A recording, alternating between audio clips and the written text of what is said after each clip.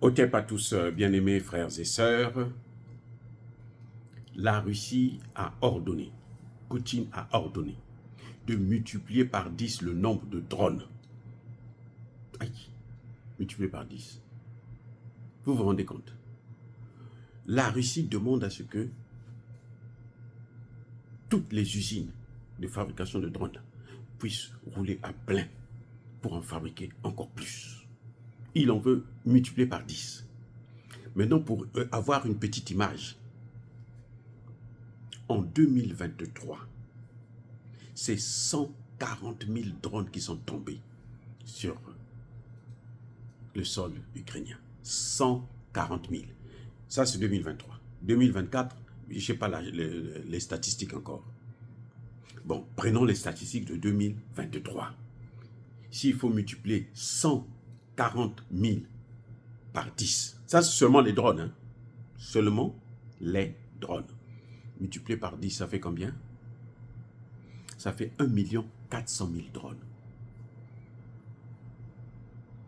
Et chaque jour qui passe là, les Russes sont en train de perfectionner leurs drones. Puisqu'ils ont un terrain d'essai, ils essaient ça en Ukraine. Les Américains aussi font autant, mais les Américains c'est plus compliqué parce que eux, ils sont limités. Ils sont limités. Et oui, ils sont très limités. Et puis ils n'ont pas d'hommes. Parce que les Américains, quand ils viennent là en Ukraine, là, ils sont des cibles légitimes. Donc on peut les tuer, on n'en parle pas. C'est pas un problème. Il n'y a pas à discuter, puisqu'ils sont venus sur le terrain de la guerre. Eh bien, s'ils tombent, ce ne sera même pas des dommages collatéraux. Ça sera la co-belligérance. La Russie a augmenté, est en train d'augmenter, a demandé qu'on puisse recruter encore 180 000 soldats. Ce qui amènera le nombre de militaires actifs, je dis bien actifs,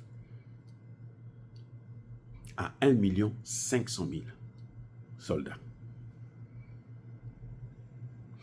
Le nombre global, les réservistes et autres, tout ça là, ça sera donc, ça va aller jusqu'à 2 500 000. Vous savez combien de soldats les États-Unis ont? Les États-Unis n'ont même pas 500 000 soldats. Les États-Unis. La France, on a dit 20 millions, 20 000 plutôt, 20 000 putains de militaires. Les Français, là, et c'est en Afrique qu'ils font le gros dos. Mais en Afrique, là, désormais, là, Poutine est en train de renforcer les Africains aussi.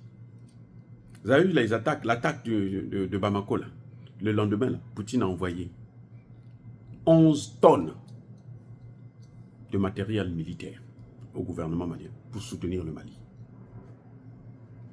Et ça, là, le Mali n'a même plus peur, même de la France.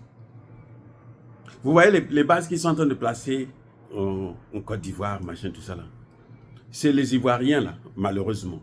Parce que bon, c'est pas eux qui décident. C'est un homme, un Ivoirien, qui a perdu la tête, qui a perdu la boule.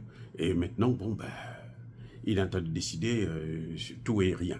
Donc, c'est lui qui est en train de décider. Mais c'est pour tuer les Ivoiriens. C'est pas les Maliens.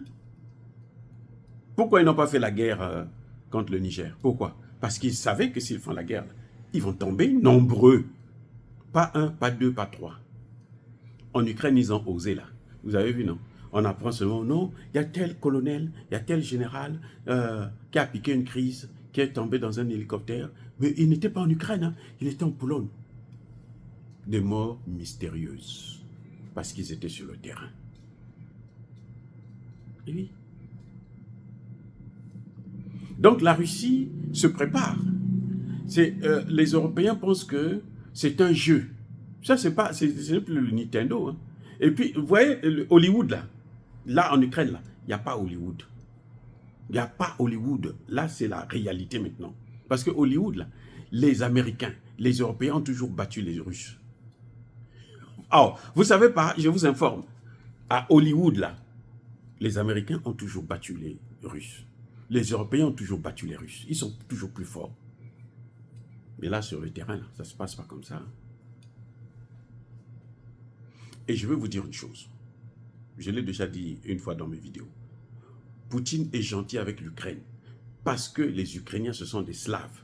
Ce sont ses frères, ses cousins, c'est la famille. Hein? Oui. C'est comme les Français et puis les Belges, les Français, les Allemands et autres. C'est la même famille, ils sont des Blancs.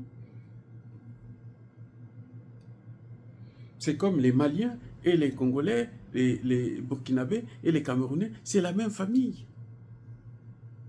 Mais avec les Européens, là, avec les pays baltes, là, qui sont en train de faire le gros dos parce qu'ils croient que les Américains sont là. Ils ont le parapluie américain. Poutine ne fera pas cadeau. Il va raser des villes carrément. Il ne faut pas jouer avec ça. Non, on ne rigole pas avec ça. Ils veulent embraser le monde, mais c'est eux qui vont payer le prix le plus fort. Que leurs vieux là ne viennent pas prendre la retraite en Afrique. Restez chez vous. Parce que vous ne voulez pas le remplacement, non? Restez chez vous. Non, oh, bien-aimés frères et sœurs, encore une fois de plus, soyez bénis, soyez abondamment bénis par le Dieu des Kémites et par nos ancêtres évangélisés. Mais que tous ceux qui persécutent le continent africain, le pillent et le déstabilisent, qu'ils soient noirs, blancs, chinois, arabes, juifs, indiens, qui qu'ils soient punis, maudits, foudroyés, neutralisés, écrasés, effacés par le Dieu des Kémites et par nos ancêtres évangélisés. Vive l'Afrique éternelle, j'ai dit et j'assume.